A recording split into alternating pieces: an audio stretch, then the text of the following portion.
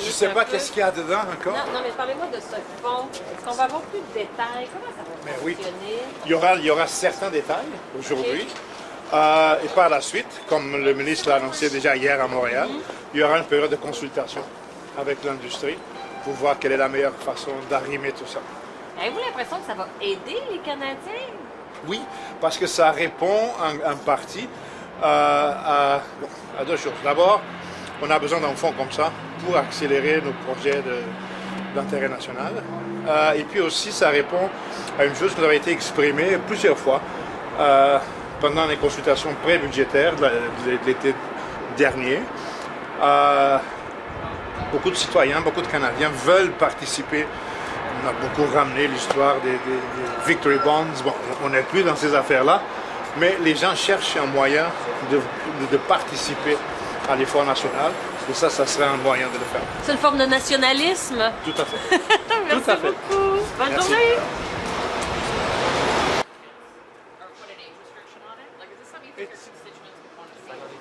I have had some that are concerned about it.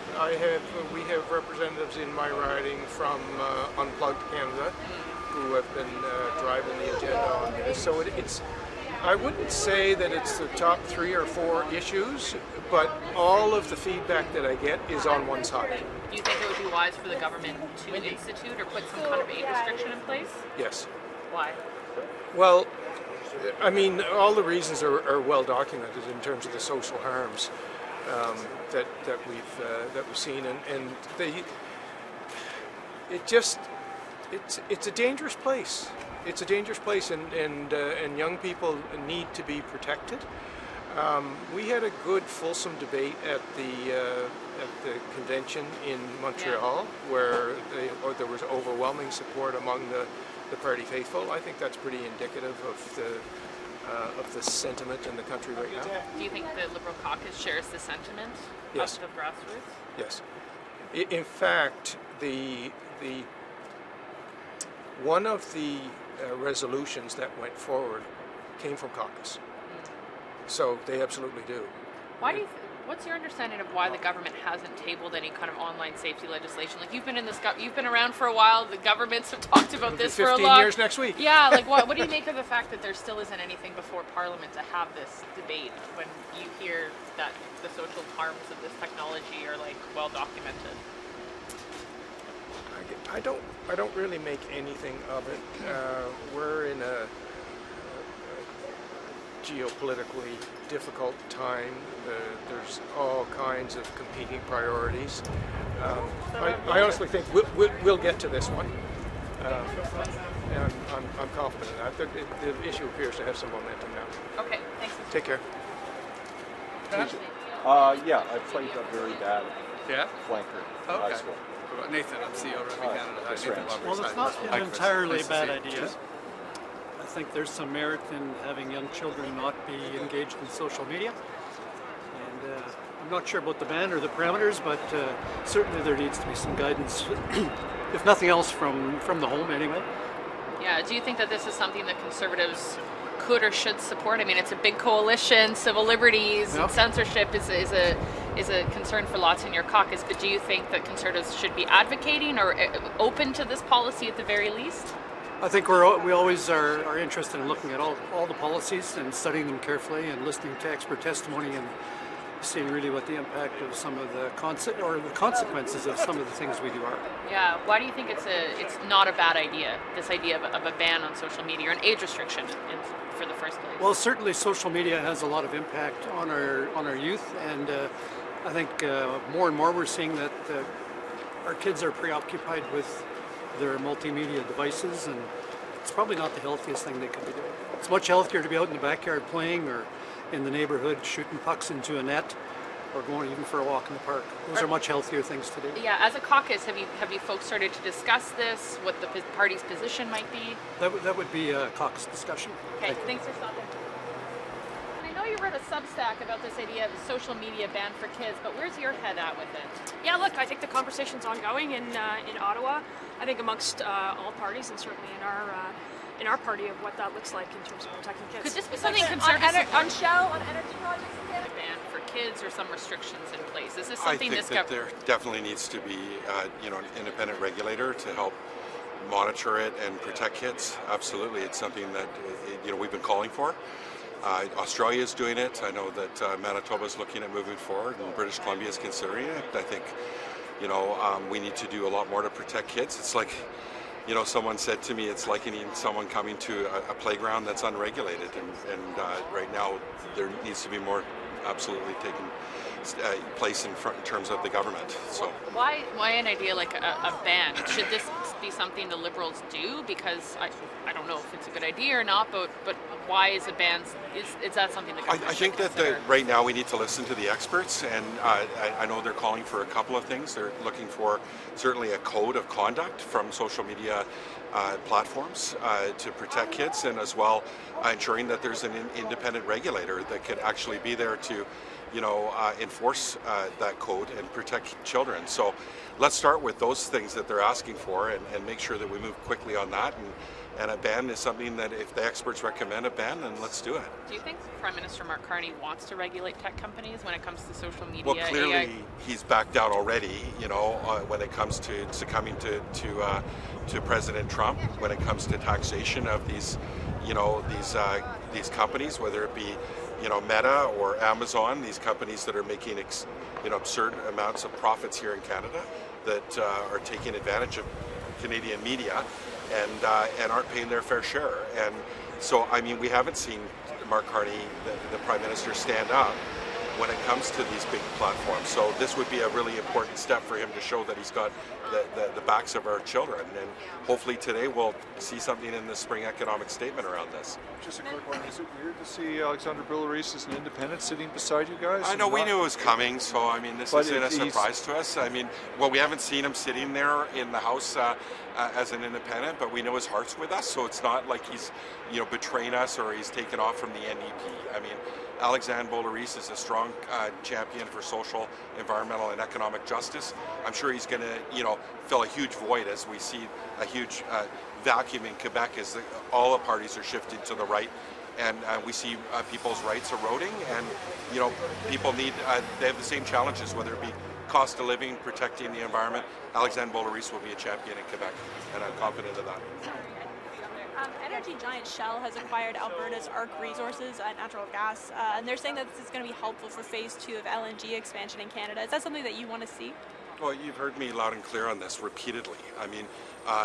We need to make sure that big oil and big oil and gas are paying their fair share. They're not. They're showing record profits. We've never seen obscene profits when it comes to oil and gas. We saw the Conservatives in Britain bring in an excess profit tax. Well, then we can't even get Liberals to do that here in Canada. So it's long overdue, and Canadians overwhelmingly had 4 town halls just last week, and everybody was unanimous almost entirely that they wanted oil and gas to pay an excess profit tax. Big grocery, big banks, big telecommunication companies, those that are profiting on the backs of everyday people. And this is a time to do that. Maybe we'll hear something like that in the spring economic statement, but sadly I'm not hopeful of that. Well, the government said that they want to fast-track phase 2 of LNG. Is that something that you think they should back away from? Well, right now I think that they need to make sure that big oil and big banks are paying their fair share. Canadian taxpayers footed the bill for a pipeline here in Canada. We own it. Just the big 5 oil and gas companies had profits of $24.5 billion last year alone. They still haven't even used those resources to purchase that pipeline that they're making profit on. So basically it's a subsidy again from Canadian taxpayers. It's time for it to stop. It's not a time for the government to continue to subsidize oil and gas. The Prime Minister talked about a sovereign wealth fund. Well, why don't we do what Norway did? They created a sovereign wealth fund taking some of the share of the profits and royalties off of oil and gas in Norway, and they put that money aside and they invested it in clean energy and in the future of their citizens. They've got over $1.7 trillion US, over $340,000 per citizen put away in a sovereign wealth fund. We're not doing that here. This is more corporate welfare. Thank you. Former Google executive and MP, what do you think about a social media ban? Good for your kids, bad for your kids? I think it's really important that we address safety for children and youth in all of its forms. And I certainly think that we have a lot to look at in terms of the digital environment that our kids are experiencing today. Could you support a ban? So that's something. How about this idea of a social media ban for kids? Is this something the government should do? We should think about it. We should talk about it for sure. Is your mind made up either way on it? No, my mind's made up that we need to have a really thorough conversation about it for sure. How come your mind isn't made up on it? Like, what questions might you have in the course of this debate? Well, I mean, any good public policy is developed through consultation, asking questions, convening. That has begun to some extent, but I wouldn't say it's been done in earnest. So I've had conversations with a variety of different grassroots organizations. I mean, look, I was a high school principal. This is why I'm asking where your head's at on it. I spent a lot of time in schools. I think social media usage among adolescents and young people is a significant issue in this country. How you deal with it, though, I think still has some questions around it. Obviously, I took note of the Manitoba government's announcement the other day. I haven't had a chance to talk to the Premier just yet, although I spoke to the responsible minister briefly. I had a conversation with Minister Miller about it as well. So I'll watch keenly. I'm very, very open to the discussion. But there are questions that have to be asked and answered, and we need to understand from a variety of different stakeholders, including kids themselves, what we think the best approach is to curbing some of the challenges that we're seeing result from overexposure and harmful exposure to social media. I guess what was your conversations with Minister Miller about what Manitoba did? Or Manitoba announced at this point? Because I know there's lots of questions about just trying to understand jurisdiction. What jurisdiction do provincial governments have in this domain? How can we work alongside them? How do we make sure we're having conversations in parallel and lockstep so that we're not trying to invent two different types of scenarios in regards to how we deal with this? So those have been the focus of our conversations. But as I say, if the question is, am I supportive in principle of us getting into a really solid conversation in this country around banning social media for kids, the answer is yes. Do you think the country wants to have that debate? Very much. Even given everything that's going on geopolitically, like this is a government that seems to be doing a lot all at once. Trade, what's going on in Iran, exactly. Well, is this the right time to have this debate? If the question was on anything, is this the right time to do this? Nothing would get done. You probably noted in the Prime Minister's interview with CBC yesterday, he talked about how all-encompassing the job is as Prime Minister. But he doesn't do that alone. He does that with the support of a team around him, whether that's his ministers, his deputies, his staff, and members of Parliament such as myself. So our job is to engage on those topics and in those conversations with people. So if the question is there a big enough issue right now around the harms of social media and the impacts that they're having on young people that should generate and foster a really detailed and thorough conversation in this country? In my view, the answer is yes. Do you have any idea when the government might bring forward any kind of online I'm not sure the bill? timelines of those. That would be for Minister Miller to respond to. What do you make of, you've been in this government for a while now, what do you make that it's in the past, it's been hard to get consensus around legislation like this, it's been hard to get it passed, There's been a lot of experts weighing in, sometimes the government's had to go back, like do you think... Well, you shouldn't, when you're developing legislation, you shouldn't be striving necessarily first and foremost for consensus. You can't get consensus, certainly not unanimity, on almost anything. The question becomes, at what point do you decide to move forward on a piece of legislation, regardless of how perfect you feel it might be at a given moment in time? In other words, is taking a first step important in and of itself before getting to steps 4 or 5? And that'll be something, again, for Minister Miller and others to think about, but I'm fully supportive. How much do you hear about online safety issues as an MP? A lot. Yeah. Parents are very concerned with the things that their kids are exposed to, the amount of screen time, the negative impacts and harms of social media. But fascinatingly, you know who's talking about this a lot? Kids. And they need to be a part of this conversation. Any decision that we take that impacts the lives of young people of a certain age. I'm not talking about asking a 6-year-old what they think about this, but sitting down with 14, 15, 16-year-olds across this country and asking them about how they think their government should work on their behalf to ensure their safety and their well-being is an important voice to be included in the conversation. Thank you for stopping. Thanks. You good? Yeah. Good. Yeah. God, I thought we were going to be here till tomorrow. No, Mr. Aitchison, what is your mindset on this idea of banning social media for kids? Do you support it? I need to learn more. There's no question in my mind that our kids aren't okay right now, and we need to be doing more. And I think it's a very important conversation for us to have, and we're certainly having the Conservative caucus. And I think it's good that Parliament's taken up the issue. Okay, thanks. Thanks. Banning social media for kids. Could you support something like that? Look, as a dad, I spend a lot of time worrying about social media and the impact on my kids.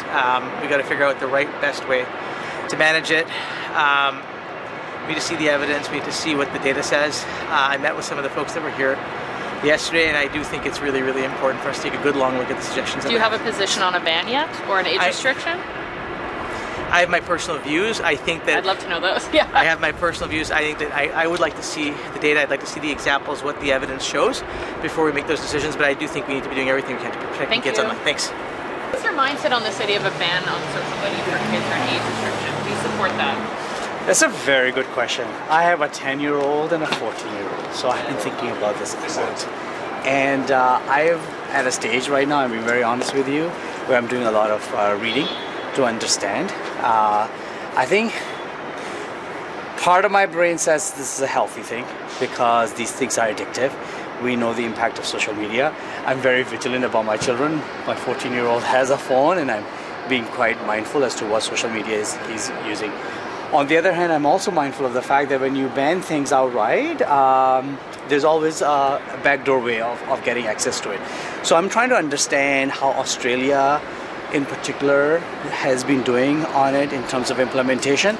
So that's where I am at. I am as a parent who also happens to be a legislator, putting a lot of thought, putting a lot of research into it to understand the pros and cons, and in the end of the day, the imperative has to be the well-being of our children, including mine.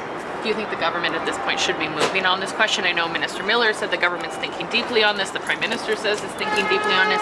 Do you think that things are at a point where the government should put a proposal forward and to see what parliamentarians think? I think we have to be very thoughtful about it. I think that's exactly what the Prime Minister and Minister Miller is doing.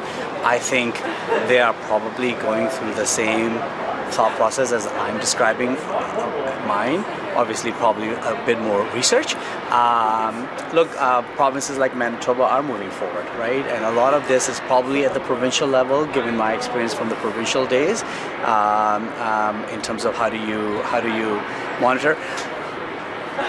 My big question is the implementation part of it. The policy at a policy level sounds the right thing to do. But it is not really going to be meaningful if we are not able to implement it in a way that actually does ensures that our children remains healthy. One other aspect for me is that if you're going to do a ban like this, then really also make sure that we are creating opportunities for children to be socially engaged other ways, whether it's through community centers, whether it's youth programming, right, where we do create social interaction. I'm from a generation where we didn't have those things, so we played basketball, or I played cricket growing up. Those opportunities are there for children, so that they are growing and their brains are functioning. So it's just not, I don't think the answer is just one thing, let's ban. I think there are multiple aspects to it that we need to think through. Thank you. Thank you very much. You know, it's coming up tomorrow, yes. Unless the schedules change. Do the Conservatives think the government needs to expand the definition of what a deep fake is as is currently worded in the bill? Well, you know, that's a very good question. I was not responsible for the deep fake component of our approach, but if you run into Mr. Lawton or Mr. Baber, I think they have dealt with deep fakes in some of their amendments. I've been focusing in on the mandatory minimum penalty aspect. That's the crux of my amendments. What kind of amendments are you going to be bringing forward? I can't give you details until the amendment is actually is tabled, but the focus is to provide either some guardrails to give judges some factors to consider when they're prepared to deviate from the mandatory minimum penalty. I'm also trying to close a loophole because one of the restrictions in Bill C-16 is that you have to impose a jail sentence. Nothing prevents a justice in Canada from imposing a one-day sentence, which in my view would be a complete fraud on our justice system. That happens a lot. You get a one-day sentence. So one of my amendments will speak to that aspect as well to try to close that loophole. Are Conservatives still kind of cooperating with the Liberals on this bill? Like, do you anticipate that? Listen, let's face it. They talk about notwithstanding the majority, they want to be collaborative with us. The proof is in the pudding. They stacked the committees last night. They've added 2 new members to the Justice Committee. Oh, that's already happened. So we will see just how collaborative they are, just how willing they are to entertain Conservative motions. Will I be surprised if no Conservative motion actually passes? No, I wouldn't. Okay? Kind of defeats the whole purpose of collaboration. So we'll see if they're true to their word. Okay. Mr. Brock, okay? Energy giant Shell has just acquired Alberta-based oil and natural gas producer ARC Resources. Do you think that will help at all in Canada getting some of this oil out of the ground? We got to do something. Okay? Carney's been promising all these big projects, seeing the likes that Canada has not seen. Basically, we've been talking about this for the last year. Time to deliver results. So, do you want to see expansion of LNG? There's definitely a business case for it. Okay, unlike Mr. Trudeau's comments, the world wants it, we have it, let's get it out. Thank you.